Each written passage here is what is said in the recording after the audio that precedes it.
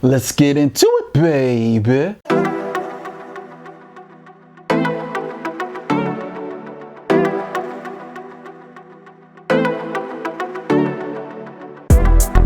Ah, yeah, it's time to travel and bang, baby. This is Travel and Bang. I am Marky Bravo the Mulatto. Welcome to the jungle. We're back again. This one's brought to you by, I gotta do it, I'm sorry. Brought to you by AO Nutrition, formerly known as Anabolic Outlaws. This one is all about increasing your testosterone levels so you can see those gains in the gym, get that hard body, get noticed by women, have that extra energy boost so you can stay motivated and accomplish your goals. Crushing your goals is what it's about, gentlemen. Check out AO Nutrition. It's probably one of the best companies. I don't even need to tell you anymore. Just hit the link and check out this site. All right, so let's get into it. Okay, dímelo. So this one's gonna be about direct verbal game, okay? I feel this gets slept on so much, okay? So when I learned about mode 1, okay, this terminology has been created by Alan Roger Curry. He is the GOAT of direct verbal game. And when I read his book, I realized there's been many situations where I was already applying mode 1, but I didn't know it. I didn't have a systematic way of looking at everything. So, but his books really changed my mind. Go on Amazon, check it out. He has all sorts of great material. My favorite is mode 1, and then I like, say it again. That's one of the greatest books right there, How to Talk Dirty and Do It Successfully. But I want to talk about direct verbal game and how it'll change your fucking life, okay? So where I really was mind-blowing where not using verbal game can screw you is I was on a contract overseas. I'm a defense contractor, okay? U.S. Army combat veteran, and then after I got out of the Army, became a defense contractor. I was in Kuwait on one of my tours and working on Camp Arif John, and I bumped into this really attractive woman on LinkedIn. You know what I mean? She's a contractor in Kuwait as well, and oh my God, it blew my mind. Like, you know what I'm saying? And I kept edging her to meet up, right? Because most women, when you meet them on these sites that are not for dating, it takes a minute before they actually come out and meet you, right? So if she finally came out and we met, and it was like, it was mode 1 in the beginning. It was like she communicated her sexual interest, I communicated my sexual interest. It was like she was what was stapled in the Alan Roger Curry archetype as a reciprocator. She was bout it, like Master P. So we had sexual intercourse a few times, and then after like a month, it just kind of, all of a sudden she wasn't returning phone calls like she was. She was getting back to my text messages, really postponing them. Like it turned for hours, then it turned into 24 hours. I'd be like, what the fuck, right? So what ends up happening in that situation is the woman is evolving, okay? For her, it got played out for different reasons, which I can state that I was guilty of. So it evolves into a state where now she becomes a manipulative time waster. She friend zones you. She realizes like, oh, he's soft. I can extract goods and services, entertainment, validation, whatever I want from him. I don't even need to sleep with him anymore. You know what I mean? I don't need to. So now it puts you in a situation to get exploited. Because what have we always talked about? The strongest strategy that you can hold is to walk away and to mean it and to communicate that you will do so. The woman picks up that you're not bluffing. You know what I mean? You're a straight river card poker player. You're not bluffing. They won't do that to you. Most of the time, they won't do that to you. But when they feel that you let your sensitive side show, they know you're full of shit. So that's what ended up happening. In that situation, I got friend zoned. And as I stated before, for all y'all that talk shit, you don't know about the overseas life of an American contractor and the U.S. service members. In these installations, you have 3 American women to every 10 men. Okay? We call them desert queens because a 5 is getting treated like an 8. You know what I'm saying? And you can't really, especially in the Middle East, you can't really mess with the Islamic Middle Eastern women. That's just a no-go. Unless you have a death wish, you just leave them girls alone. So you have a very small selection. So when you bump into a real hottie over there in that type of area, ooh, you won the lottery. So it seems. So now when I realized about direct verbal game, I was using it. But I was in situation like that one where I didn't put the foundation down. You know what I mean? To be like, to communicate, to be like, this thing between me and you will not be platonic. It will remain sexual. We will exchange orgasms because you find pleasure in it and I find pleasure in it. Or we must cut communication. And if you ever change your mind, holla. That's how I should have handled that situation. But it got sloppy, got out of hand in that situation. I'm man enough to admit it. Most men don't. You have these other dating coaches, they just tell you they were pimps since the day they were born. They're lying. They're full of shit. They're trying to extract goods and services out of you, gentlemen. I'm being serious. That's when I got into Alan Roger Curry and read about mode 1 and how to properly use it and maintain that type of audacity of game. You understand? Now, the other situation mode 1 applies to is a manipulative time waster, not a woman even evolving into it over time, like my situation that I was in years back, but how a woman can, from the beginning, she's a manipulative time waster. You understand? Meaning that most men do what Alan Roger Curry does, it's called mode 2.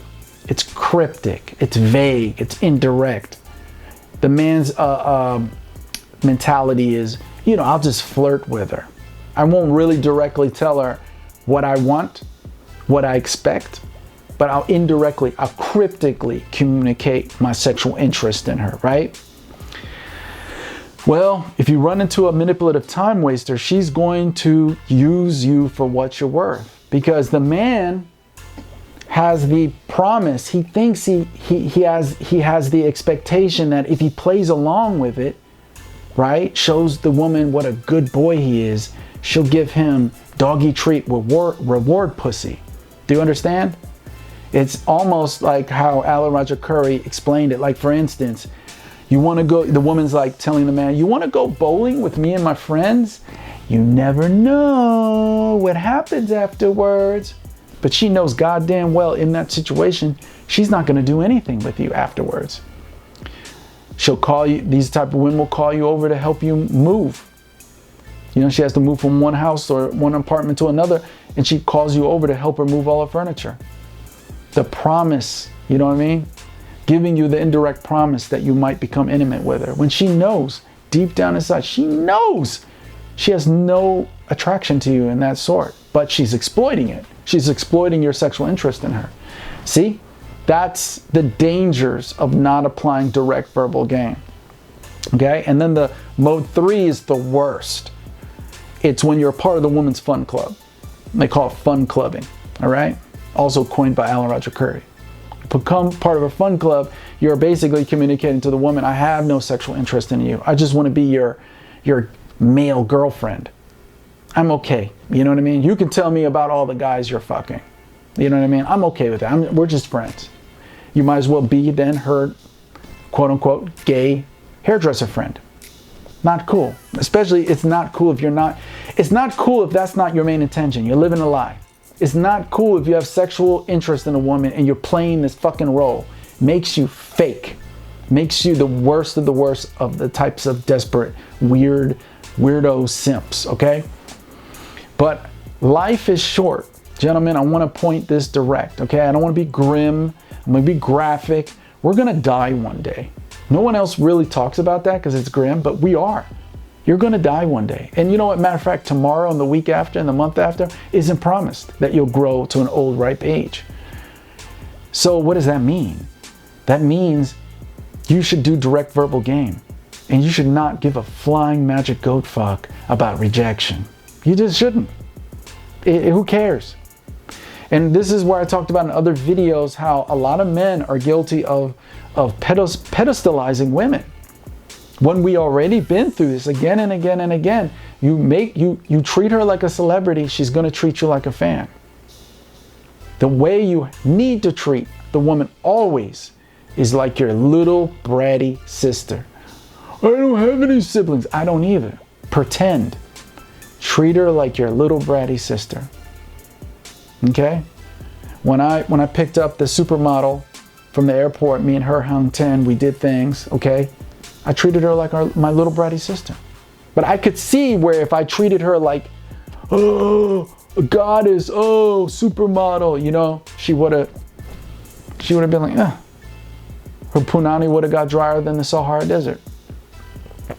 So it's all about direct verbal game. This will save so much time and aggravation. And a lot of times being friend zoned in other situations are all our fault. We allowed that to happen. We gave leeway for it. So a lot of men use direct verbal game because they don't even want to date. They don't want to, and no drinks, no dinner. They just want to know right then and there, are you down to do this? Are you down to get sexual? I'm not that guy. I'm going to be honest with you. I like the game. I like the game of courtship. I like that. It's fun. I really do. I love it.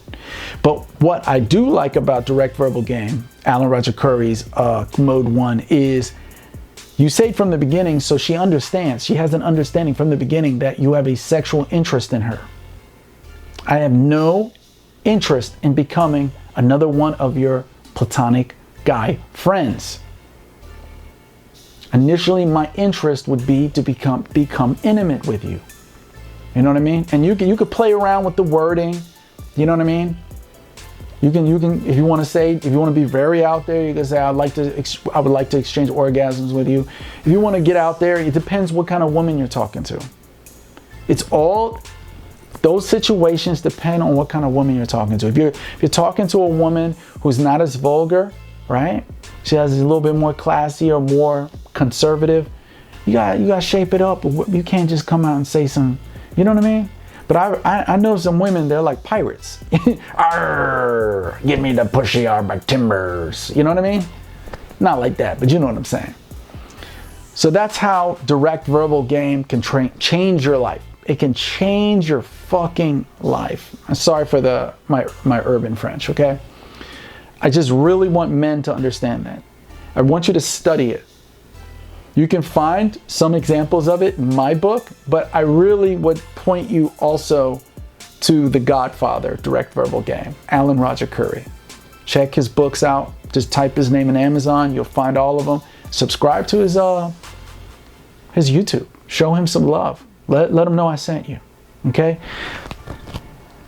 The main point is, like I said, we spend so much time investing in things that we get no return on. And that's no good. That's no good. I remember real quick, just an example. I was really super attracted to, I hired this woman and she was my massage therapist for a while. She still is basically. But, you know, I directly communicated my interest in her. And just to let you know how it doesn't work sometimes, she wasn't biting the hook. She just wasn't biting the hook. But my mode 1 was very direct with her and what I wanted from her. You understand? She wasn't, you know, and that happens a lot. That can happen a lot.